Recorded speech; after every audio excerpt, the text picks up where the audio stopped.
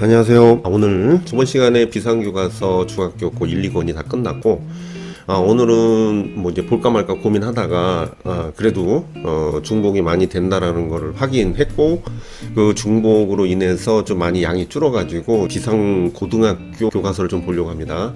그러다 보니까 중학교랑 고등학교랑 많이 중복이 되기 때문에 두 개를 또 이렇게 연달아 보는 게 뭐 큰 의미가 별로 없다, 이렇게 생각이 들어요. 그래서 다음 시간에는 이제 고등학교 거 위주로 좀 보고 그렇게 해서 진행을 좀 하면 될 것 같습니다. 이제 제가 물론 중학교 거 보고 좀 이게 좀 다른 게 있으면 거기다 추가로 넣을 수도 있겠지만은 제가 봤을 때는 이게 비상만 그런지 딱히 모르겠지만 어쨌든 그렇게 한번 확인해 볼게요. 그래서 너무 중복이 많이 돼가지고 이거는 한 번에 끝낼까 했는데 이제 두 번을 좀 나누긴 해야 될 것 같아요. 좀 길게 하면 또 힘들. 자, 15페이지, 고등학교 12페이지입니다. 자, 디지털에도 원본을 증명하다. 요게 이제는 좀 의미가 있어요. 그게 뭐냐면, 우리가 이제 기본 세팅 자체가 이제 복제라는 개념이 세팅이 됐잖아요.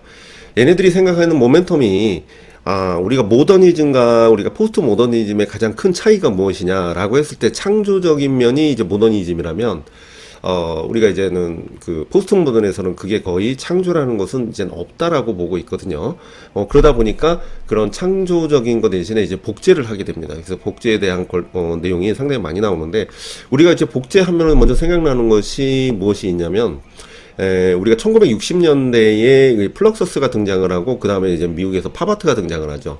이 팝아트에서 이제 복제적 의미가 이제 그게 대중화가 되기 시작을 합니다. 물론 이제 그걸 가지고 이제는 뭐 여러 가지 어떤 양식들이 패러디라든가 이런 것은 존재해왔지만 이것을 이제 제도론적 입장에서 예술이냐 아니냐라는 개념으로 접근을 많이 했던 시험 문제도 나왔던 내용들이에요. 근데 이제 지금에 와서는 이 디지털에서도 이제는 복제라는 의미 당연히 들어가겠지만 거기에 이제 원본을 증명한다라는 개념이 들어가거든요. 자, 요 작품은 이제 비플이라는 작품인데 이제는 뭐 자세히는 잘 안 보여요. 근데 이제는 여기 보시면은 크리스티 경매에서 770억 원에 낙찰되었다. 그래서 이제 770억. 그게 중요한 게 아니라, NFT의 미술의 열풍을 일으켰다라고 하는데 그것은 무엇이냐? 이제 원본을 증명하는 것.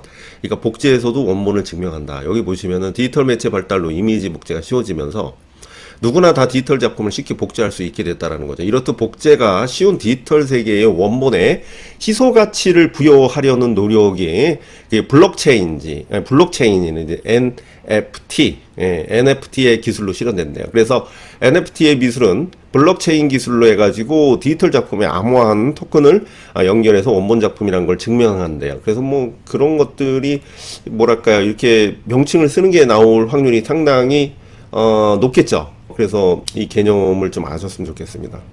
그래서 블록체인 기술로 해가지고 디지털 암호화한다. 저 밑에 이제 세부 내용이 좀 나오는데, 게임 예술품, 부동산 등의 자산의 디지털 증표로 이제 만들어가지고 디지털 자산 소유권을 명확히 하는 데 사용되고요. 블록체인 기술을 활용해서 디지털 자산에 별도의 고유의 인식값을 부여합니다. 그래서 다른 것으로 대체하거나 바꿀 수 없는 특징이에요. 그래서 그렇게 이해하시면 되고, 이것은 여러분들이 뭐 모르는 사람은 없겠지만은 그래도 여기서 교과서에서 이렇게 제시한다라는 것은 그래도 또 나올 수 있겠다 싶은 거죠. 그래서 셔터 속도, 조리개, 노출, 그다음 ISO의 그 빛의 반응, 뭐 이런 감도 같은 경우도 좀 명칭이나 의미를 알고 있어야 된다라는 거를 하기 위해서 그냥 넣었어요. 그리고 디지털 매체의 활용 기술이라는 것은 이제 증강현실이 있는데 이제 현실의 배경에서 3차원의 가상 이미지를 겹쳐서 하나의 이미지로 보여주는 것이 이제 증강이고, 예전에 뭐 게임 같은 것도 그런 게 있었죠. 뭐 찾으러 다니고 막 그랬잖아요. 그 다음에 가상현실은 가상의 세계의 실제 같은 체험을 할 수 있도록 메타버스의 환경 기술을 이제 가상현실. 그 다음에 혼합현실은 현실 세계와 가상 세계의 융합 시도, 뭐 해서 인터랙티브 나와 있고, 뭐 그렇게 보시면 될 것 같네요.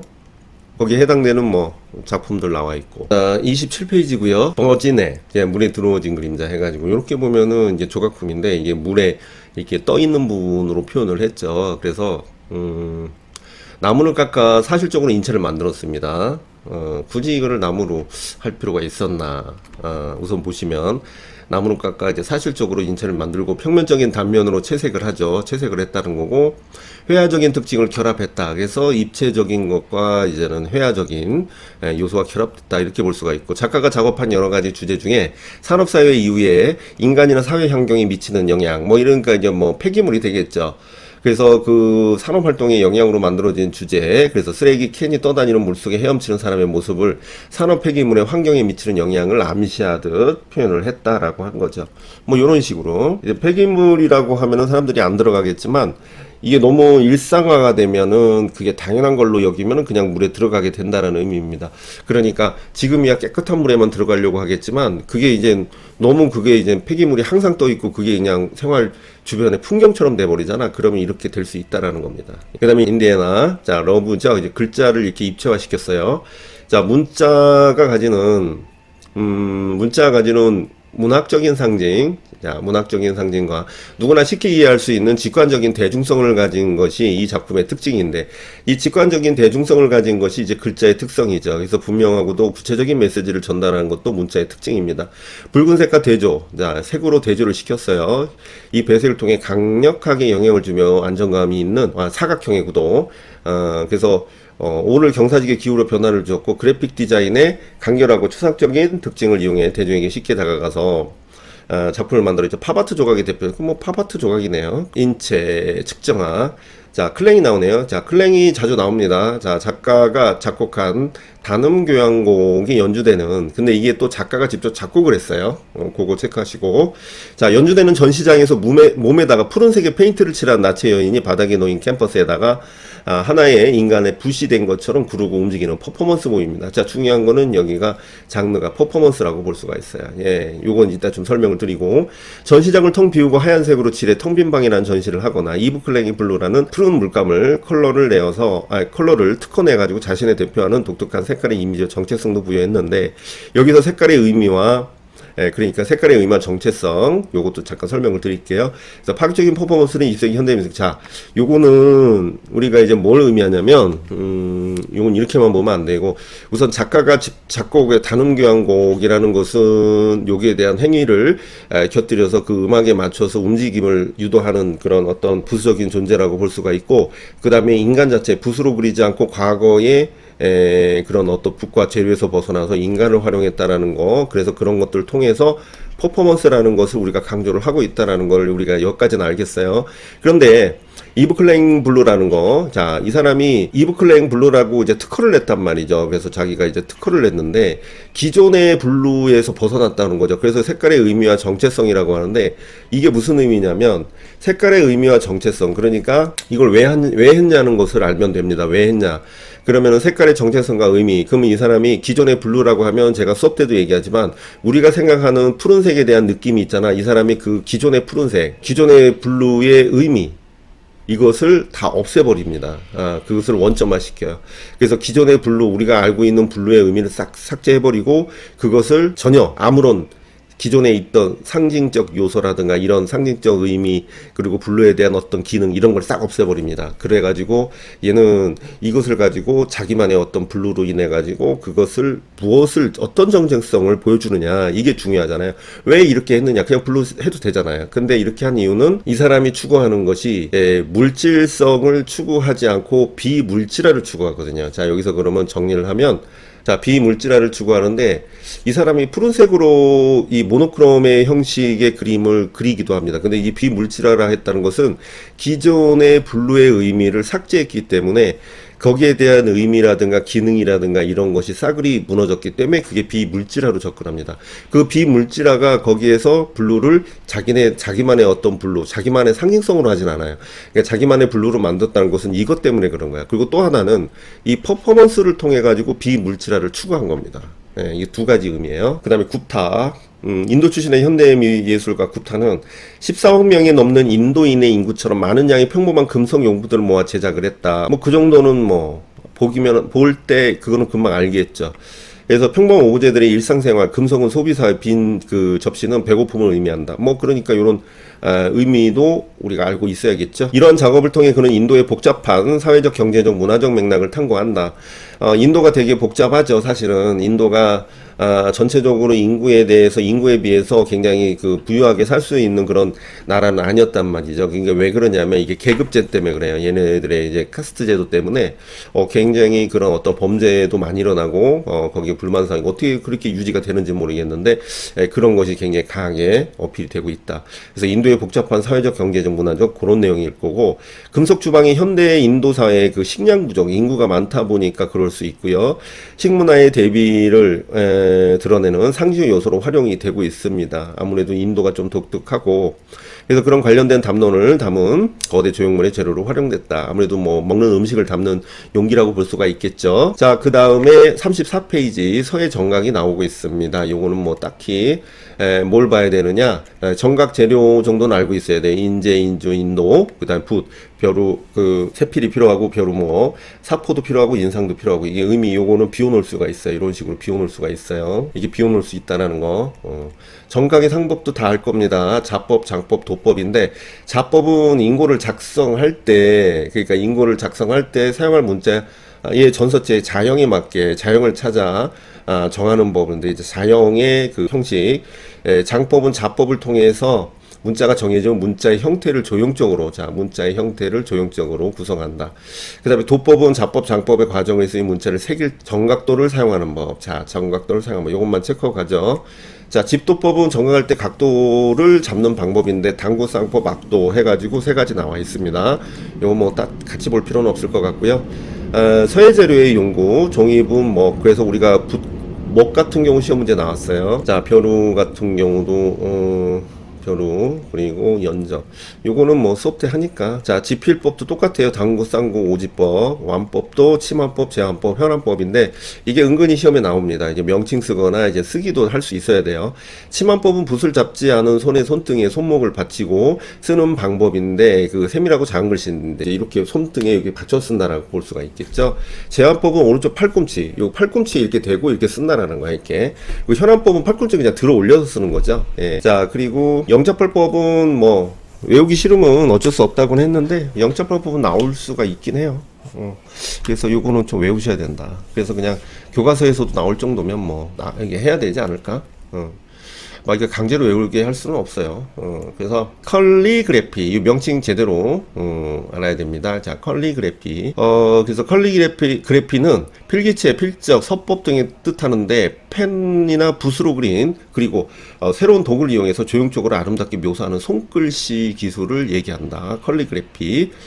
타이포그래피는 뭐 문자 기호 도형들을 조합해가지고 뭐 이렇게 만드는 것인데, 이러한 문자의 그 적합한 의미와 표정을 담아 시각적으로 표현한 문자의 조형 활동을 이제는 얘기하는 건데, 약간 변형을 하는 것이죠. 뭐 이런 식으로 표현하네. 컬리그래피. 여기서 이렇게 나와 있는데, 이제 장점, 특징, 글자가 지닌 의미를 함축해서 조형적으로 표현 가능하고, 보이지 않는 생각이나 감정을 형상으로 나타낼 수 있고, 오늘날 출판 광고 포스터에 사용할 수 있는데, 요거 좀 알아두시면 될 것 같고요. 타이포그래피 같은 경우는 컬리그래피와 달리 복제를 전제로 디자인을 하여 언어 정보를 시각적으로 쉽게 전달한다라는 것인데, 뭐 이렇게 표현을 했습니다. 전통이야 37페이지. 밭생광이 나올 법도 한데 안 나오고 있어요. 네, 과거에 제가 수업 때도 얘기했었는데, 일본풍의 회화라 해가지고 이 사람 작품을 그렇게 인정하지 않았는데, 나중에 우리나라의 고유의 그 민화의 오방색을 사용한다거나 이런 특성, 조형적 특성 때문에 다시 인정을 받기 시작을 합니다. 그래서 여기서 좀 볼게요. 박생광은 수묵과 오방색, 여기 체크하시고, 혼합해서 독창적인 채색, 그래서 강렬하고 대담한 화풍을 묘사하는데, 되게 보시다시피 강렬해요. 되게 강렬합니다. 한국적 소재, 우선 한국적 소재를 사용해요. 그래서 강렬한 색채와 자유로운 화면 구성으로 화면의 토속적인 정서와 민족성의 생명력을 과감하게 묘사하는데, 그의 화풍은 한때의 일본 채색화는 여기 나오네요. 그래서 비난을 받기도 했지만 채색화의 전통을 부활시키는데 큰 역할을 했다. 여기서 김은호가 이제 그러네요. 김은호가 여기 오히려 우리가 일본의 그 원체풍을 그렸던 사람이잖아요. 김은호는 기억나는데 이런 그림을 그렸다고 하니까. 접었다 폈다 하는 접선, 줄부채. 접선 체크하시고요. 삼수풍경을 수목 담채화로 그래가지고 화재와 낙관을 한 합죽선 작품인데, 이제 합죽선은 대나무 껍질을 살을 만들고 한지를 붙여 만든 부채인데, 여기 합죽선에 대해서 좀 써놨어요. 대나무 껍질을 얇게 켜서 만든 것인데, 오칠을 한 대나무는 이제 합죽선이 아니다. 요거 좀 구별할 필요가 있어서 합죽선 체크하시고요. 김은호는 대한제국 마지막 어진화가인데, 전통화법을 기반으로 일본 유학 시절 익힌 일본식 사생주의와 서양화법을 흡수해서 새로운 채색기법을 했는데, 우리가 보통 근현대에서는요, 김은호 작품을 일본의 원체풍을 그대로 반영했다라고 얘기합니다. 그는 1919년 3.1운동에 참가해서 약 6개월간 투옥되기도 했고, 후에 행해진 친일 행적이 드러나며 친일 인사로 구분되면서 공공시설에 설치된 그의 작품들이 철거되기도 했다. 자, 그러면은 어떻게 친일파일까요, 아닐까요? 그건 물론 중요하지 않아요. 우리가 김은호 작품만 우리가 좀 이해하시면 될 것 같고, 그렇게 많이 나오진 않습니다. 이걸 본 이유는 접선이라든가 합죽선 작품이 합죽선이라는 의미 때문에 보는 거예요. 자, 그 다음에 팔대사님 88조도인데, 자, 이 작품은 나라를 잃은, 그래서 우리가 유민화가라고 하죠. 보통 한쪽 다리를 이제 불안하게 선 채 고개를 깊이 숙인 새에 비유하고 있죠. 20개 딱 봐도 이제 발목과 파목 위주입니다. 활용해서 농담만으로 간결하게 내담하게 표현했어요. 이런 작품들은 사실 기법을 얘기할 만한 게 없죠, 사실은. 그래서 첫 번째, 요런 작품들 대부분 그러면 보통 이제 남종화에서 얘기하는 것들 있잖아요. 남종화에서 얘기하는 것들. 남종화, 물론 절파도 수목을 주로 쓰는데, 우리가 보통 우리가 유민화가, 우리가 이제 명나라 때는 그런 것이 없었어요. 명나라 때는 전통 회화를 주로 했다. 얘네들은 이제 한족 애들이 다시 나라를 되찾았으니까, 원나라에서. 그렇다 보니까 얘네들이 남종화, 그러니까 절파가 존재했지만 나중에 이제 오파로 다시 정립이 됩니다. 그러니까 오파는 남종화죠. 남종화로 이해되면 돼요. 그런데 명나라에서 이제 청나라로 가게 되면, 얘네들이 다시 나라를 빼앗기게 돼요. 빼앗기게 되다 보니까 청나라에서는 나라를 빼앗긴 어떤 그런 슬픔과 그런 안타까움을 표현하는 유민화가가 등장합니다. 유민화가가 등장하는데, 그게 대표적으로 이제 팔대산인도 있고 석도도 있어요. 그런데 우리가 이제는 이런 작가들이 되게 독특한 화법으로 개성화풍이라고 보통 얘기를 하기도 하거든요. 개성화풍이라는 것은 무엇이냐면, 기존에 있던 또 얘기하면 긴데, 잠깐 그냥 간략하게 얘기하면, 절파 오파 애들이 얘네들이 매너리즘에 빠져요. 이 매너리즘에 빠지게 되니까, 그런 것이 왜 그랬냐, 이제 방작을 위주로 해서 자기 창작이 아니라 방작을 해서 문제가 생겼다, 이렇게 보통 이제 미술사에서는 얘기하거든요. 근데 이제 유민화가 개성화풍은 나라를 빼앗긴 것도 있지만은, 기존에 이런 전통파의 어떤 전통파의 어떤 방작에 의한 그런 매너리즘을 타파하고 비판하면서 얘네들이 등장을 했다, 이렇게도 보고 있습니다. 그래서 개성화풍에서 주로 쓰는 것이, 얘네들도 남종화 바탕이긴 해요.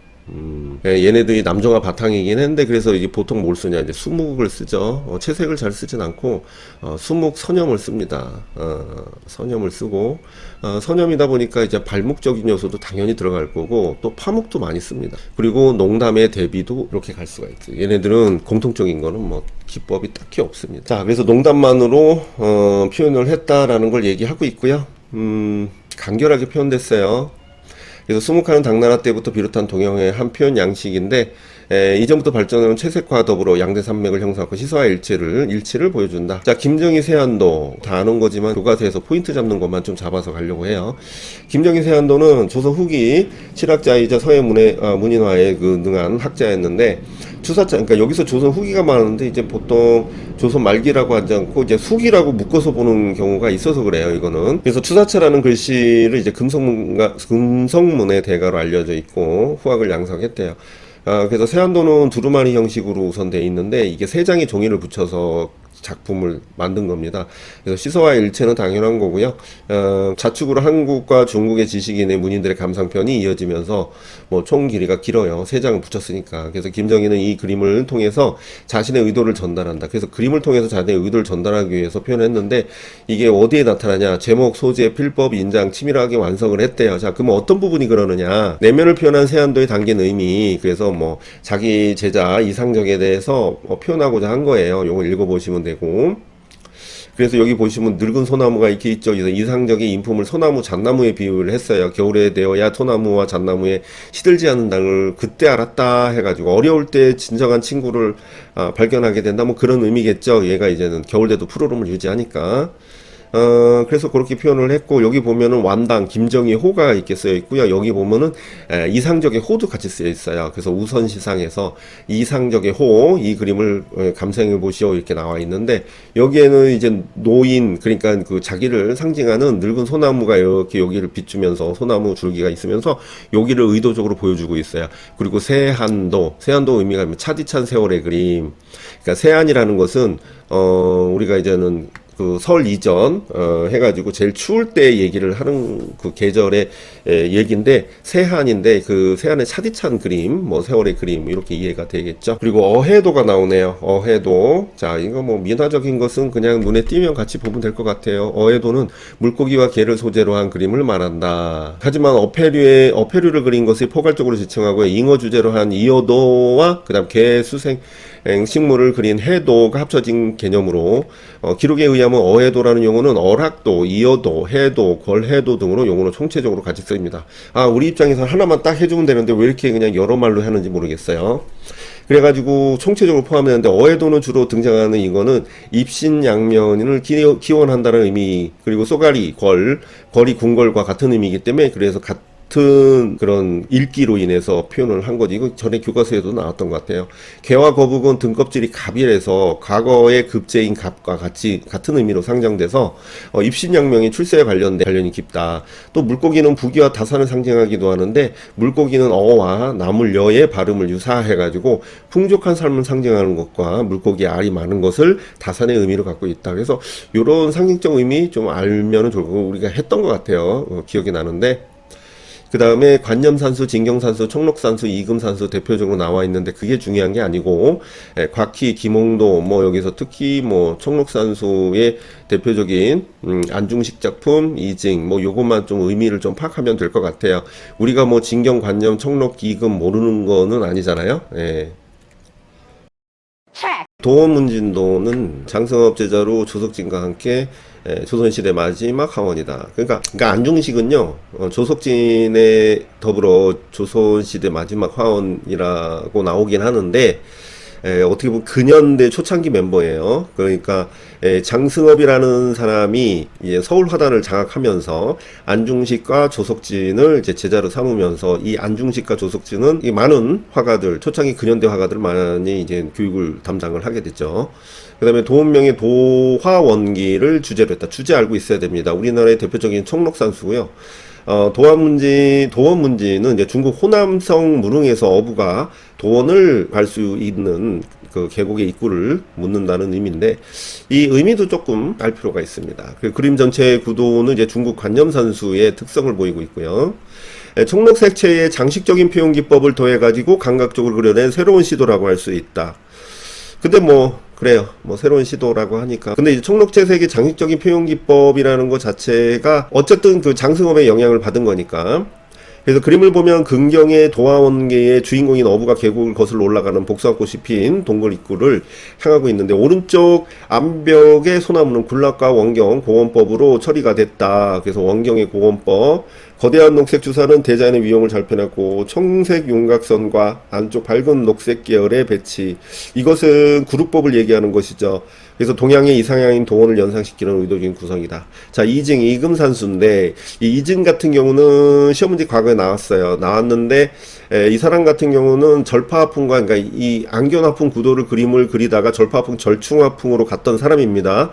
검은 물감으로 염색한 비단의 금물을 재료로 그린 산수한데, 그걸 금리 또는 이금이라고 합니다. 니금 이렇게 얘기하는데, 자연의 이상성과 경관은 그 속에 풍류를 즐기는 문인들의 모습인데, 표현 양식을 살펴보면 경물들이 오른쪽으로 치우친 편파 구도, 근경, 중경, 원경으로 3단 구도. 그러니까 이곳은 뭡니까? 안견의 화풍이 온두준법 사용하는 것도 마찬가지고요. 가느다란 형태의 나무 해조묘도 마찬가지고요. 중국의 북송 원체화풍의 관념산수의 영향을 받아 16세기 전반에 유행하던 안견화풍이 잘 나타난다. 근데 이 작품 같은 경우는 그쵸, 이징의 이금산수도, 이 작품은 이게 주산이 약간 기울어진 것이라든가 중앙으로 쏠리는 것들, 근데 이제 절파 양식이 중앙으로 쏠리는 건 아니지만 치우친 구도로 이렇게, 물론 얘도 편파 구도긴 합니다. 근데 이제 치우친 구도의 특성이 변화하면서 약간 이 중앙의 산들이 중앙으로 조금 몰리는 그런 요소들이 좀 그 과도기의 어떤 특성이다 보통 이렇게 얘기를 합니다. 그렇게 보시면 되겠고요. 전통 구루법, 몰골법, 백묘법 요거는 의미 가끔 물어보더라고요. 그래서 좀 알아두시면 좋을 것 같고 같이 보진 않을 거예요. 그 다음에 산수화 종류에서는 관념산수는 북중화적인 특성들을 많이 보이고 있어요. 그래서 산천의 경지를 실제로 보고 그린 것이 아니라는 것은 유명산을 어느 정도 상상해서 그립니다. 그래서 자신의 경험을 기반으로 상상 속의 산천인데 우리나라의 경우 조선 초기에 주류였던 안견화풍도 이제 관념산수라고 볼 수 있고 그 이유는 없어요. 그 다음에 진경산수 같은 경우는 우리나라의 산천을 드디어 보고 그렸다 이렇게 보시면 되겠고요. 산수화로 조선 중기의 명나라에 멸망하면서 많은 지식인의 조선에 대한 정체성 의식이 생겨나면서 형성되기 시작했다. 특히 정선에 의해서 나타났다. 뭐 이렇게 보면 되고 청록산수는 아까 봤고요.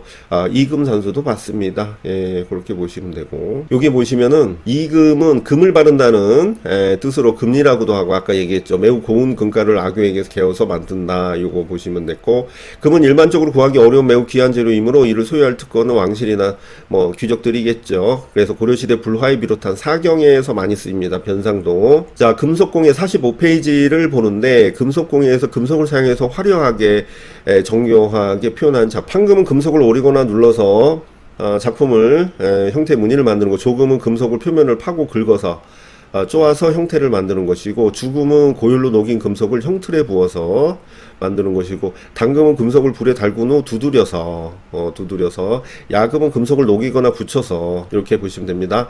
그 밖에 전통공예 종류 목공예, 유리공예, 화각공예, 유리공예가 아직은 나오진 않았어요. 기법적인 면에서 물론 디자인사에서 뭐 유리공예 종류 약간 지역적인 게 나오긴 했는데 그거 나왔고 그 다음에 죽쇠공예, 나전칠기. 자, 그 다음에 도자공예에서는 해치는 해태를 말하는 거죠. 백자 잔 받침입니다. 요거 얘기하는 거네요. 예, 잘 만들었다. 그래서 해치는 입을 벌린 채 고개를 든 모습으로 받침대 중앙에 매화 무늬를 양각하고 정중앙에 구멍을 뚫었어요. 받침대 양쪽 두 마리의 학은 날개를 펴고 마주보고 있는데 이 잔대는 개영배라는 술잔의 받침대로 사용됐는데 받침만 남아있는 상태입니다. 개영배는 술잔이 가득 차면 관을 통해 잔받침으로 술이 흘러내리고 해체의 입이 주구의 그 기능을 하게 되는 것인데 해치는 흔히 해태라고도 하고 아까 해태했죠. 상상의 동물입니다. 시비와 선악을 판단해야 한다고 전해지는데 이러한 의미를 가진 해치 모양을 잔대로 사용한 것은 유희적이면서 인간의 과욕을 경계한다. 여기다가 이제는 뭐 이제 컵을 놓으면은 여기다 이제 컵을 요렇게 놓으면은 이제 컵이 이렇게 생겼겠죠. 그러면 이게 철철철 넘치면 여기로 쏙 들어가는 거야. 그래갖고 여기 이제 차이겠죠. 이렇게 차이면 여기 입으로 이렇게 나오는 거겠죠. 요 의자가 나왔네. 요 의자가 자 지사 플라톤 의자 디자인의 한계를 뛰어넘는 작품인데 세계적으로 알려진 이탈리아 인테리어 디자인 브랜드입니다. 요것은 약간 반 디자인 형식으로 나왔어요. 요렇게 생겼죠. 예. 이렇게 생겼는데 이게 어떻게 의자가 되겠냐 하는데 이제 앉으면 이렇게 생긴다. 다양한 의자를 탐색해서 앉고 싶은 의자를 디자인하였는가. 잔디 모양으로 그죠? 반 디자인 형식으로 만들어진 건데 급진적 디자인의 정신과 미학 그리고 기술 재료를 연구를 통해 가지고 상상력이 풍부한 인테리어를 만들었대요. 가구보다 현대적 조각품처럼 보이는 플라톤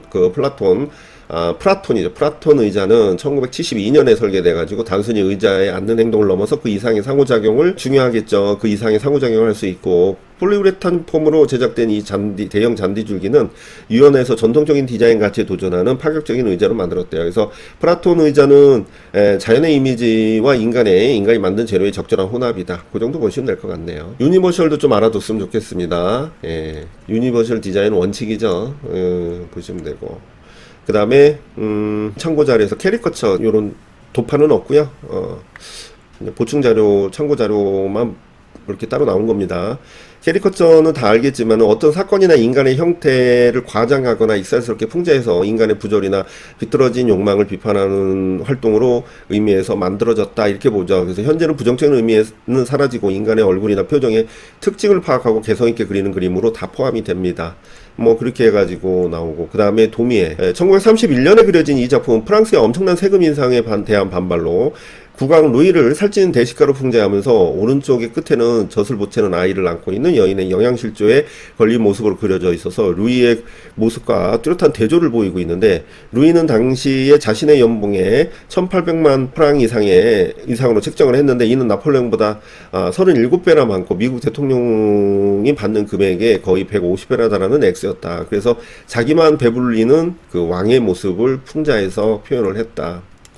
그 다음에 웹툰, 인터넷을 통해서 연재하고 배포하는 만화인데요. 웹과 카툰의 합성어입니다. 웹툰은 다양한 멀티미디어 효과를 활용해서 제작된 인터넷 만화인데, 누구나 언제든 어디서나 손쉽게 만화를 접할 수 있는 장점이 있대요. 특히 웹툰의 가장 큰 특징 중에 하나가 전문적인 만화가 외에도 개인이 운영하는 블로그나 SNS의 플랫폼을 이용해가지고 자유롭게 만화를 올릴 수 있다는 것이 특징이래요.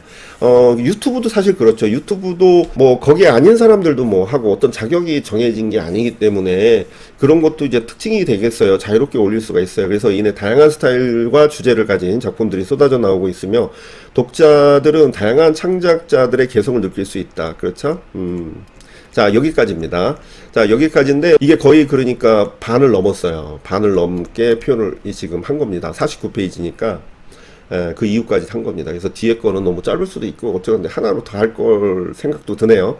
그래서 교과서 중에 이제 고등학교 겹치는 거 빼고 정말 별거 없습니다. 그래서 다음 시간에는 요거 마지막 끝내야겠죠. 그러면 비상은 다 끝나는 거고, 그 다음에 이제 미래인 있나?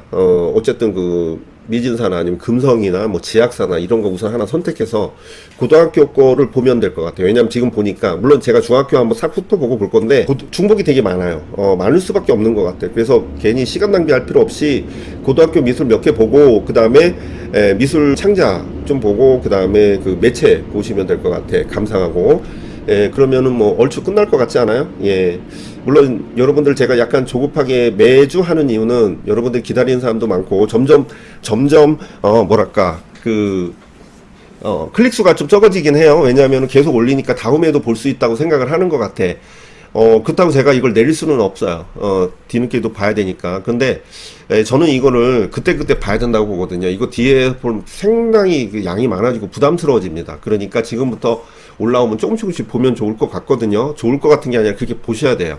그래서 미루지 말고 그리고 좋아요 팍팍 눌러주고, 그러면서 저도 힘을 시너지를 얻으면서 하면 될 것 같아요. 그래서 될 수 있으면 안 빠지려고 하는데, 오늘도 사실은 시간이 뭐 이게 오늘 스케줄이 따로 있었는데 지금 잠깐 틈나서 찍고 있습니다.